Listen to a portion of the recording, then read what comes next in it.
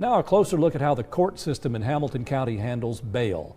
This after a story we first brought you last week about a man accused of killing two people while out on bond in a separate homicide case. Here's Michelle Herron.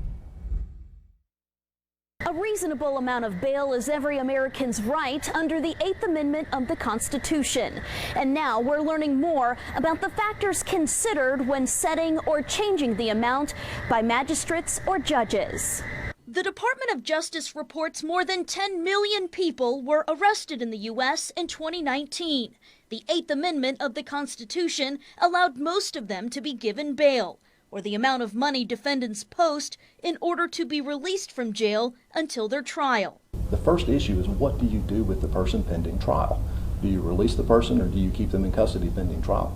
Our Tennessee Constitution says that you're entitled to release unless it's a death penalty case. Tom Greenholtz is one of the 3 criminal court judges in Hamilton County. He says judges and magistrates consider a number of factors when setting or changing a bail amount.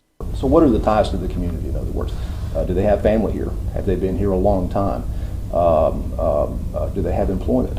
Do they have ties to the community, in other words? They also consider previous court history.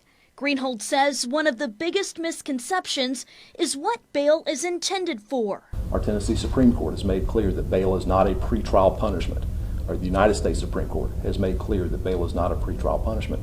The reason that is because in our system, someone is presumed to be innocent until they're proven guilty beyond a reasonable doubt. I never in a million years would have imagined something like this happening. Channel 3 wanted to learn more about the bond process after Kelly and Tony Deary came to Channel 3 about Terrence Lewis, a man accused of killing their son.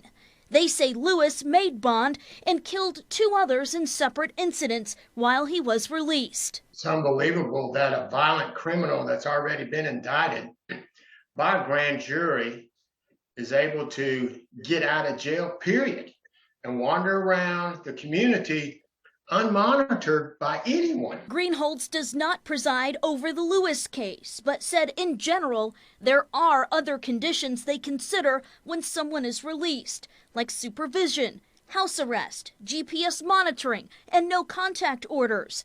The Tennessee General Assembly modified the bail law this year to encourage greater consideration of release on recognizance. It went into effect on July 1st. Bail is a condition of release, but it need not necessarily be the first condition of release.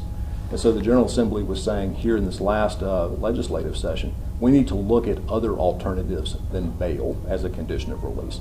Terrence Lewis is set to appear in General Sessions Court next week. Reporting in Chattanooga, Michelle Herron, Channel 3 Eyewitness News.